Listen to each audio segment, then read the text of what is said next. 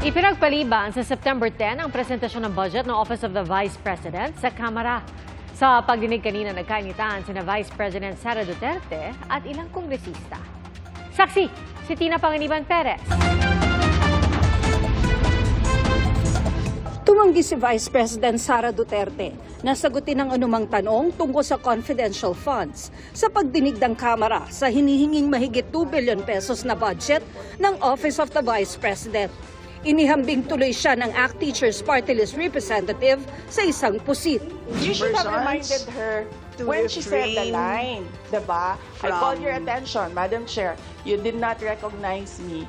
So, ngayon, sasabihin ko na, if you allowed her that, you allowed me a snide comment as well. Proceed Secretariat, with your... Madam Chair, I would like the with your- Secretariat to repeat the first 3 lines of the comments. Well, point of order, Madam Chair. Point of order, Madam Chair, kasi parang... So let's Di ba- please proceed with the Yeah. answer.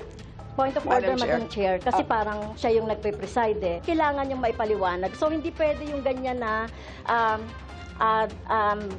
yung tactics na ganyan, na parang, parang sorry for the pusit, na kapag nasusukol na ang pusit, ay nagaano ng maitim na tinta. Bakit mo ako kinukrucify for saying a fact that somebody is convicted of child abuse sitting in the chair? Pusit? May kongresistang nagmosyon para burahin sa records ng Kamara ang patama ng bise kay Castro tungkol sa child abuse na pinabura ng nakararaming kongresista. May nagmosyon din para burahin sa records ang patama sa bise tungkol sa pusit at ang sinabi ni Castro na illegal na nagamit ang confidential funds pero natalo ito sa botohan ng 1 boto. Ayon sa Commission on Audit, mahigit 73 million sa 125 million pesos na confidential funds ng OVP noong 2022 ang disallowed dahil kulang ang mga isinumiteng dokumento. Halos 70 milyong piso ang pinambayad umano bilang pabuya o pinambili ng iba't ibang goods at gamot. Sana man lang kahit Time's up. paligoy-ligoy, hindi sinagot talaga Madam Chair. Your time's up. Thank you, Madam Chair. She may not like my answer. She may not like how I answer. She may not like the content of my answer. But I am answering. Depensa naman ng isang kaalyado ng bise. Which we have already taken action by removing the confidential funds of the Vice President in the 2024 budget. So I submit again, Madam Chair, that this is not, if we're talking about oversight, yes, there is oversight of any House committee, but not during the budget hearing of a specific year's budget. Paliwanag ng presiding chairperson, mahalagang matalakay ang confidential funds noong 2022 dahil may epekto ito sa magiging desisyon nila sa budget ng OVP sa susunod na taon. Item number 3 is comparative budget allocation and utilization rate from fiscal year 2019 to 2023. That's item number 3. So I can provide you copies of the letter. So clearly, confidential funds spent in 2022 falls squarely within that. Hiniling din ni VP Sara na palitan si Kimbo bilang presiding chairperson. Please act in a respectful manner. Pasensya na po, hindi po kasama sa poder ninyo ang pagpa-fire ng presiding officer ng hearing na to. I cannot fire the presiding chair. So bakit? Yes, we... Bakit napaka-one-sided nito, ma'am? Noted po. Dahil ba madami kayo dyan sa kabila at nag-iisa ako dito? Tinawag ng bise na pag-atake ang pagtatanong. Kita na namin yung timelines and nakita na namin yung, kumbaga, script sa narrative ng attack on the Office of the Vice President with regard to confidential funds. Absolutely no plan, any conspiracy, if I may use that word, to attack, if I also may use that word. Nandito lang po tayo para kilatisin ang budget. Inakusahan niya ang Kamara ng pag-uusap para ma-impeach siya ayon umano sa ilang kongresista na ayaw niyang pangalanan. I will not violate the confidence of a few members of the House of Representatives who have either recorded conversations or participated in shared conversations regarding each impeachment proceedings against me. Para sa GMA Integrated News, Tina Panganiban Perez, ang inyong saksi. Ngayong hindi nakapag-resupply sa mga tropa sa Escoda Shoal dahil sa pangaharang ng China, critical na ang supply ng pagkain sa BRP Teresa Magbanwa ayon sa Philippine Coast Guard. Pero gate ng PCG, hindi sila aalis sa Escoda Shoal para matiyak na hindi ito okupahan ng China. Saksi, si Joseph Morong.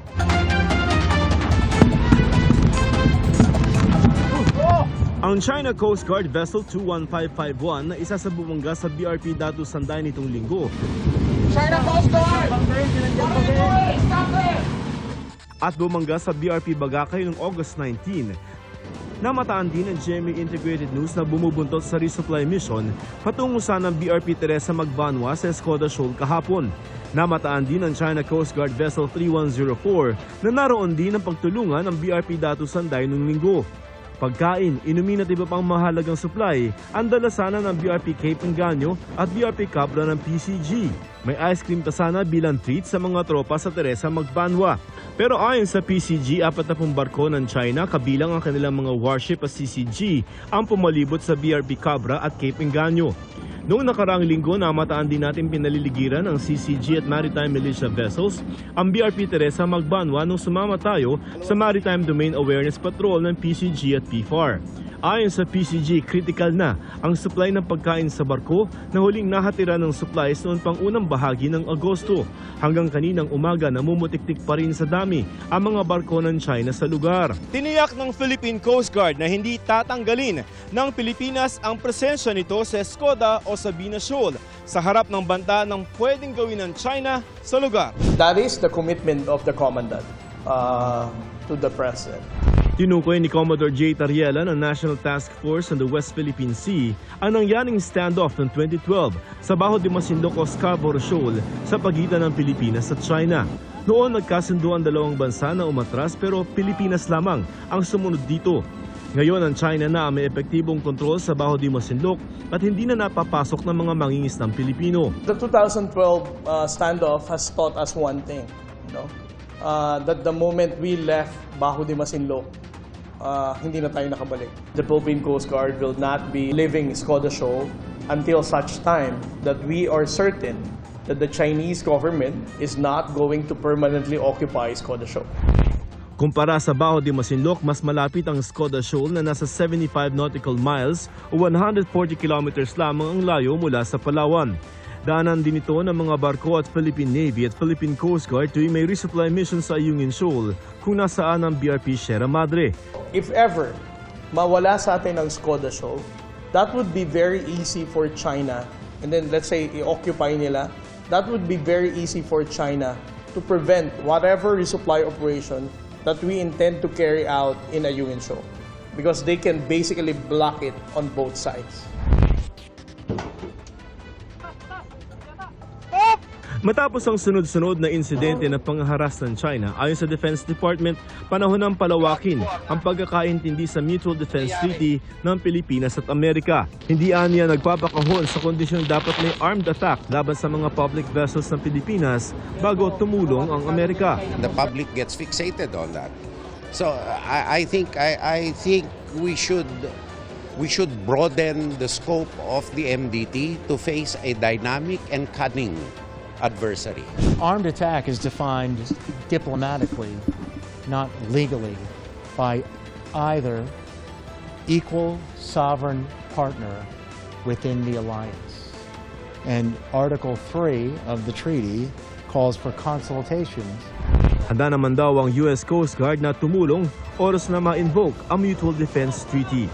The whole point of rules on the water is so that we don't run into each other. And so this is a clear act of bullying by one individual that wants to exert its influences over another nation. Para sa GMA Integrated News, Joseph Morong ang inyong saksi. Inilabas ng Okta Research ang resulta ng pinakabagong tugon ng masa survey ukol sa trust at performance rating ng mga pinakamataas na opisyal ng gobyerno. Ating saksihan. 71% ang nagtitiwala kay Pangulong Bongbong Marcos itong Hulyo, mas mataas sa 69% noong Marso. 65% naman ang trust rating ni Vice President Sara Duterte, mas mababa sa 68% noong Marso. 67% naman ang nagtitiwala kay Senate President Cheese Escudero na nanumpa sa pwesto noon lang May 20, 2024. Tumaas naman ng 62% ang trust rating ni House Speaker Martin Romualdez, habang bumaba sa 13% ang nagtitiwala kay Supreme Court Chief Justice Alexander Gesmundo. Pagdating sa performance, 68% ang nasiyahan sa pagganap ni Pangulong Marcos sa kanyang mga tungkulin, mas mataas kumpara sa 65% noong Marso. Mula naman sa 64%, bumaba sa 60% ang performance rating ni Vice President Duterte. Dumami naman sa 63% ang nasiyahan sa pagganap ni House Speaker Romualdez, habang bumaba sa 12% kay Chief Justice Gesmundo. Wala pang performance rating si Escudero na bago pa lang sa pwesto nang isagawa ang survey noong June 30 hanggang July 5 sa pamamagitan ng face-to-face interviews. Para sa GMA Integrated News, JP Soriano ang inyong saksi. Mga kapuso, sama-sama tayong maging saksi. Mag-subscribe sa GMA Integrated News sa YouTube at para sa mga kapuso abroad, samahan niyo kami sa GMA Pinoy TV at sa www.gmanews.tv.